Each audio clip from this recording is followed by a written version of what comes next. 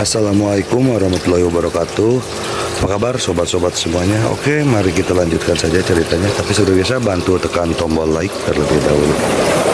Bab 713. Aksi dimulai. Angin malam bertiup kencang, dan angin dingin menderu di Pulau Naga Perang. Aula utama klan Zan kini ditempati oleh Tian Wai Tian.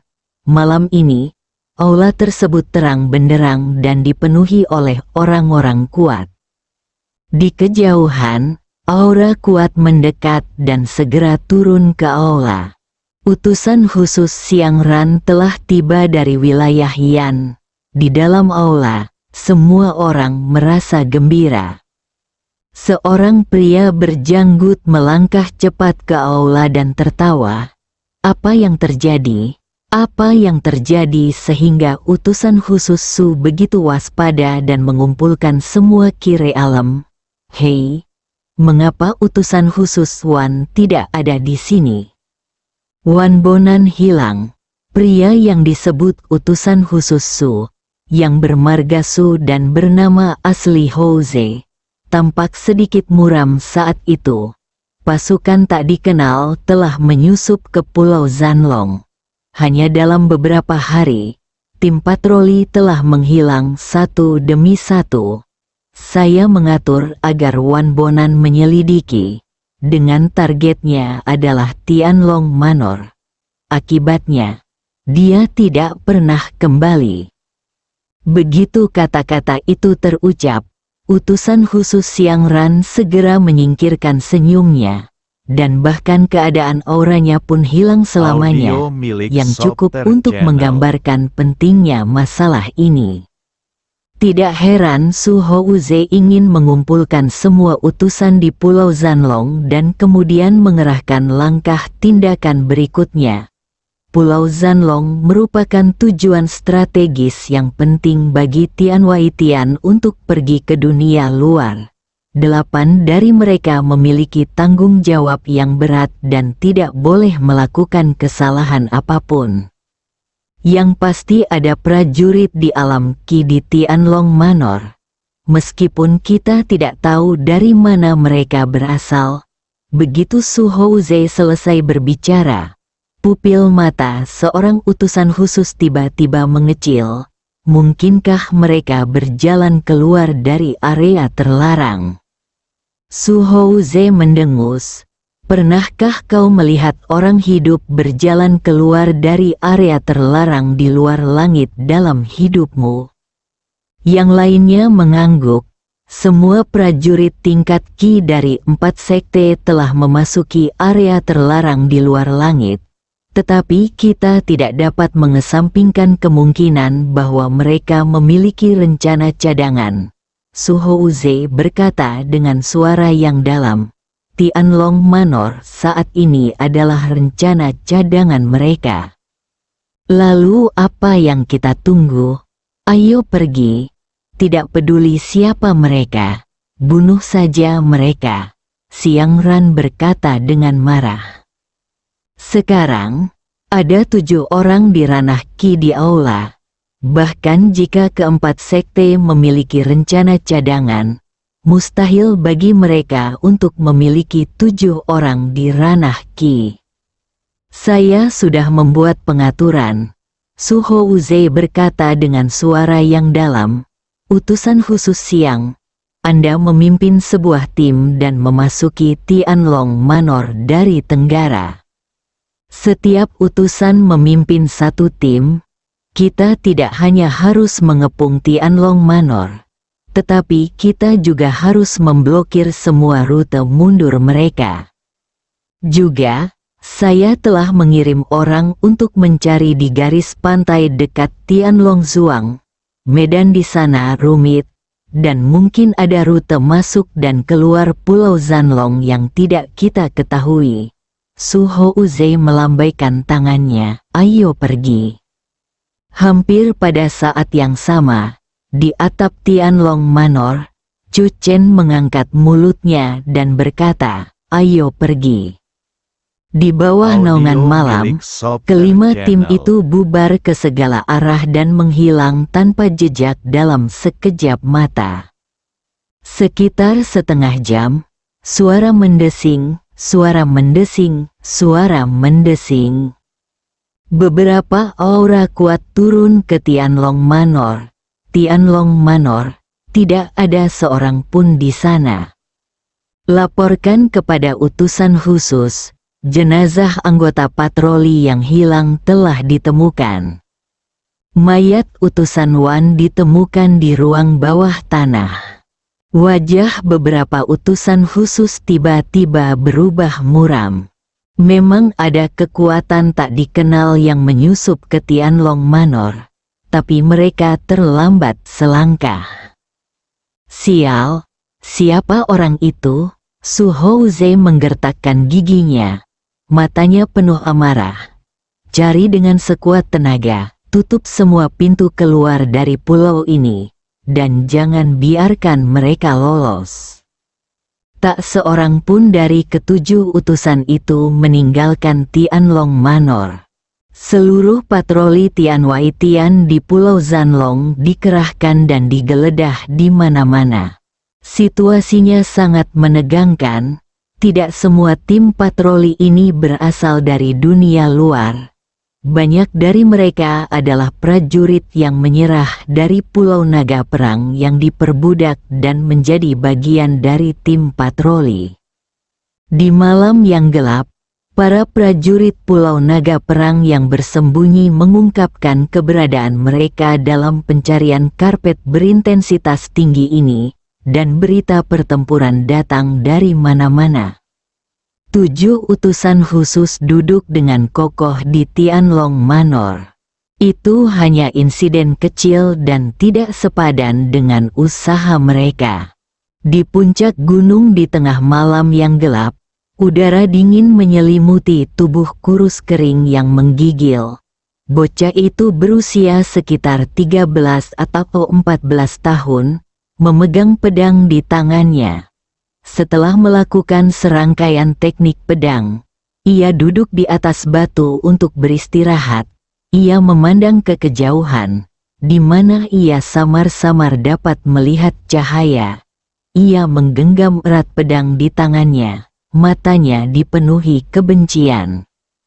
Dia tahu bahwa tempat di mana lampu itu menyala dulunya adalah tempat peristirahatan mereka di tempat latihan bela diri. Tempat dia belajar ilmu pedang setiap hari. Namun setelah bencana, tempat itu menjadi penjara.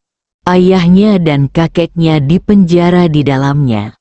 Bocah itu, Zhao, diselamatkan oleh neneknya dengan mempertaruhkan nyawanya dan melarikan diri ke gunung ini. Ada sebuah gua darurat untuk menyimpan makanan di puncak gunung, dan mereka bersembunyi di sini selama lebih dari sebulan. Hanya dia dan nenek, Xiao, sudah waktunya kembali dan beristirahat. Wanita tua itu keluar sambil membawa tongkat. Meskipun dia adalah seorang ahli bela diri, dia telah mengalami beberapa pertempuran dan menderita luka serius. Zhao menarik kembali pandangannya dan segera menyeka air matanya. Nenek, aku akan berlatih ilmu pedang sekali lagi, lalu beristirahat. Orang tua itu menatap Zhao dan merasakan sakit di hatinya. Anak ini begitu peka sehingga membuatnya merasa tertekan. Sementara Zhao tengah berlatih pedang, lelaki tua itu juga tengah menatap cahaya di kejauhan, tubuhnya sedikit gemetar. Setiap hari dia dapat melihat tempat di mana saudara-saudaranya dipenjara, tetapi dia tidak memiliki kemampuan untuk menyelamatkan mereka. Waktu yang lama, Zhao kembali melatih ilmu pedangnya, lalu menghampiri nenek tua itu dan berkata dengan lembut, "Nenek, menurutmu akan ada yang datang menyelamatkan kakek dan ayah?" Orang tua itu memeluk Zhao, Suaranya Audio sedikit milik bergetar Solter saat Channel. menghiburnya. Ya, pasti akan ada. Mata lelaki tua itu berkaca-kaca. Siapa yang bisa menyelamatkan Pulau Naga Perang sekarang? Zanhou memegang pedang erat-erat di tangannya. Tiba-tiba, mata Zanhou membelalak. Nenek, lihat, ada seberkas cahaya di sana. Ledakan, pada saat itu, terdengarlah suara yang memekakkan telinga. Cahayanya bersinar dan menyilaukan. Orang tua itu terkejut, lalu menoleh dan berkata, "Itu sinyal bahaya dari Tian Wai Tian." Mata orang tua itu tiba-tiba menjadi bersemangat. Mungkinkah seseorang telah membobol penjara? Orang tua itu tidak dapat mempercayainya. Namun saat itu terdengar suara lain. Mereka terlalu jauh untuk mendengar suara-suara lainnya. Tetapi lelaki tua itu yakin bahwa seseorang pasti telah membobol penjara dan menimbulkan masalah bagi pasukan pertahanan penjara Tian Wai Tian. Zanhou tiba-tiba menjadi bersemangat. "Nenek, saya ingin membantu." Orang tua itu secara tidak sadar ingin menolak. Tetapi pada saat ini, mata Zanhou penuh dengan keinginan. Dia ingin pergi, dia ingin menyelamatkan kerabatnya. Setengah waktu, orang tua itu tiba-tiba melempar tongkat di tangannya. "Xiao, bawakan pisau nenek ke sini." Benar saja, Chu Chen mulai bertindak. Setelah mendekati penjara nomor 1, Chu Chen mengambil tindakan tegas dan menghancurkan pertahanan penjara nomor 1 dengan cara yang menggelegar. Para prajurit Pulau Zanlong bergegas menuju penjara dengan kecepatan tinggi. Luar biasa, bantuan mendesak, suara pembunuhan itu memekakkan telinga. Di Tianlong Manor, 7 pria kuat memandang ke arah yang sama pada saat yang sama. Wajah Su Houze menjadi gelap. Daripada melarikan diri, mereka malah menyerang kami. Bab 714 Jiuk Xuanmen. Chu Chen ini adalah sesuatu yang tidak pernah diduga oleh ketujuh orang itu. Mereka mengirimkan sejumlah besar orang untuk mencari kemana-mana, pencarian karpet, dan pada saat yang sama memblokir semua jalan keluar untuk mencegah kekuatan misterius yang telah menyelinap ke Pulau Naga Perang melarikan diri. Namun tanpa diduga, pasukan itu bukannya kabur, tetapi malah menyerang penjara tempat mereka memenjarakan para pendekar keluarga Zan. Mungkinkah kekuatan ini milik Pulau Naga Perang? Xiang Ran berkata tiba-tiba. Lagi pula, jika itu adalah kekuatan eksternal, bagaimana mereka bisa mengambil risiko bahaya yang begitu besar dan bertempur dalam pertempuran yang menentukan dengan Tian Wai Tian untuk Pulau Naga Perang? Ekspresi Su Houze dingin dan acuh tak acuh. Tidak peduli dari mana mereka berasal, mereka sedang mencari kehancuran mereka sendiri dengan memprovokasi Tian Wai Tian malam ini. 7 sosok melesat di Audio udara milik hampir Solter pada Channel. saat yang bersamaan, menuju ke arah datangnya suara yang memekakkan telinga tadi. Namun, 5 menit kemudian, suara gemuruh keras lainnya terdengar dari kejauhan. Itu masih dari luar angkasa, sinyal minta tolong. Wajah Su Houze menjadi gelap. Dia punya firasat samar bahwa dia mungkin meremehkan kekuatan yang telah menyusup ke Pulau Naga Perang. Mereka benar-benar menyerang 2 penjara hampir bersamaan. Bagaimana mereka bisa memiliki keyakinan untuk menyebarkan pasukan mereka seperti ini di Pulau Naga Perang? Jika Su Houze tidak begitu mengenal tanah terlarang di luar langit, dia akan menduga bahwa itu adalah 12 penguasa alam Qi yang kuat dari Pulau Zanlong yang telah keluar dari tanah terlarang. 5 penjara di wilayah keluarga Zan tersebar dalam bentuk kipas. Awalnya, Su Houze memilih tempat-tempat ini untuk menahan para prajurit keluarga Zan karena jika terjadi masalah di suatu tempat, mereka dapat segera memberikan bantuan darurat. Tetapi saya tidak menyangka bahwa malam ini, ternyata ada 2. Tidak, ledakan. Pulau Naga Perang ditakdirkan untuk gelisah malam ini. Dimulai dari penjara nomor 1, operasi nomor 2, operasi nomor 3. Para prajurit dari Tianwai Tian sedikit panik. Mereka merasa seperti sedang menghadapi pasukan yang sangat besar. Mereka mengirimkan sinyal bantuan satu demi satu, dan suara ledakan bergema di langit di atas Pulau Zanlong.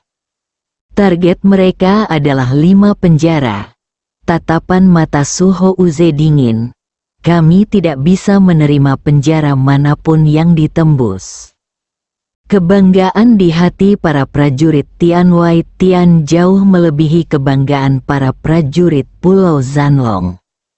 Su Houze menganggap pelarian pihak lain dari penjara sebagai provokasi, jadi dia harus menekannya dengan paksa.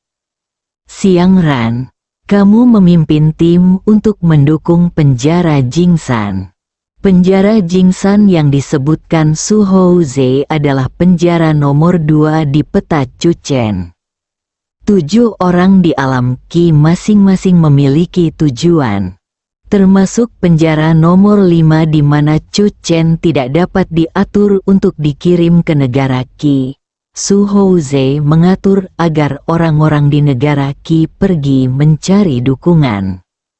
Aku ingin melihat bagaimana kau bertarung melawan kami bertujuh.